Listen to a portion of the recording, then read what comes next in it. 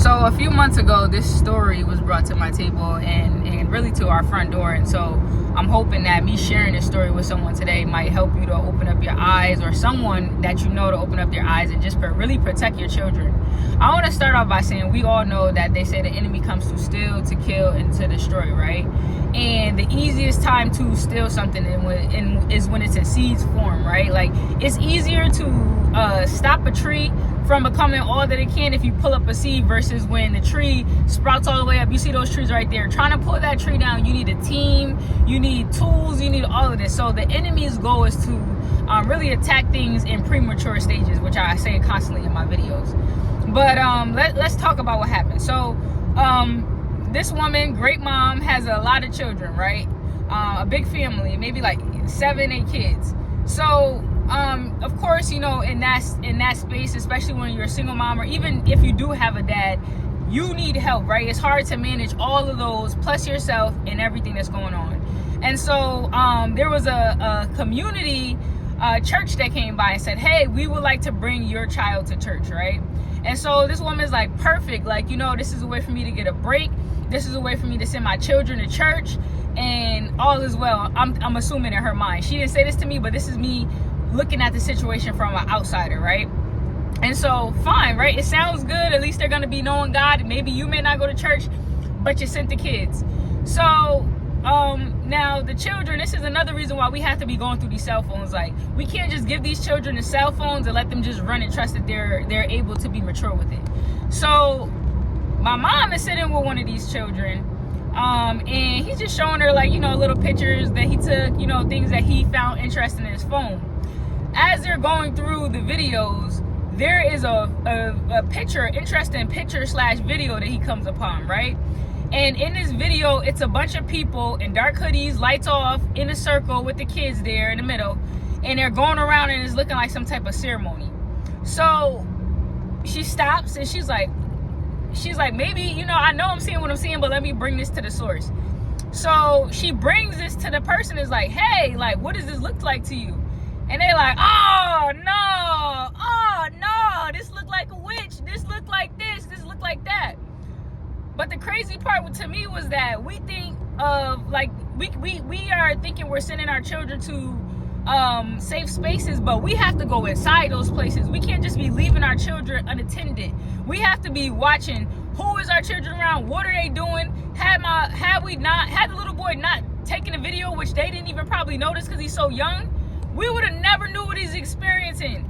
And so I just wanted to share this message because there was another story I wanted to share too. Matter of fact, I'm just going to share them all in there. The second thing that happened, these stories happened like a month or so apart, and that's how I knew, and I should have probably been dropped these videos, and I know the school year is coming to an end now, but I really want parents to be mindful, especially when you're sending your kids to camps and when you're sending your kids to babysitters, when you're sending your kids anywhere. Number one, to make sure your children have the foundation of God, of the word, of the gospel. They know who God is. They know who they are in God. And secondly, don't just trust what people are saying. Go follow up. Do a pop-up. Make sure you know. Do your research on these things. Secondly, I have a little brother. He's in high school now. I have 2 little brothers. They're in high school now. My little brothers are in high school, and so I guess something happened at the school one day, and they're all just kind of sitting in a shared space. I'm gonna say. I'm not gonna get too specific. In this shared space, they're talking about New Orleans, right? My family loves New Orleans. We love New Orleans. We go down there usually for my mom's birthday, enjoy good food. It's nice weather. That's how we like to spend our time. So my brother's like, yeah, I love that place, blah, blah, blah. We always go down there, you know, love it. Cool. So the teacher comes over. He's like, what'd you say? New Orleans? He's like, oh, I love New Orleans too. He's like, that's where I get my gear from. So my little brother, he's explaining this story to me. He looks at him and he looks at another teacher who's a believer too. And they're like, what kind of gear? Like, what you mean? What kind of gear? And he says, oh, my voodoo gear. So then the teacher goes even further to say, ask my brother, let me get some of your hair so I could do a spell on you. But then he goes, and my brother at this point is creeped out because he's a believer in God. He knows God. He's grown up in church, so he can tell that something is off. This man goes and touches him. So now he's feeling like he's just wondering what's going on. And then it gets to the point where he walks out the room because he starts getting his head like, what did the man, like, what is he trying to do, right? Because he's still kind of new to understanding spiritual warfare, which I had to explain to him, like, listen, no one can over and succumb God. As long as you know the word, as long as you're able to spit that back out and speak the word over yourself, you are okay.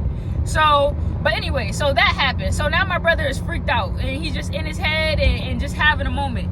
He finds a friend, and they go into the hallway. When they go into the hallway, the teacher starts slamming the door with his powers or whatever behind him. Like, these things are not fake. Like, I know we see these things in movies and videos and all of this kind of stuff, but this is a real life thing. Like it says, we do not wrestle against skin or flesh or whatever it is. We wrestle against spiritual principalities of things in spiritual and wicked high places. So we need to be preparing our kids. Like, we thinking we sending our brother to church, but thank God he knows God. Thank God he knows how to pray. What if he did it? He could have just been subjected. What if he didn't know God, and when the man started talking about all of those things, he got wooed in and was like, I want to do it too, or I want to know too, or how did you do that with the door? So I just wanted to drop this message because it was long overdue. This was supposed to be done like 2 months ago. But watch where y'all sending y'all kids. Y'all children are seeds. Y'all children are seeds, and the enemy wants to be after seeds. So please equip y'all children with the word,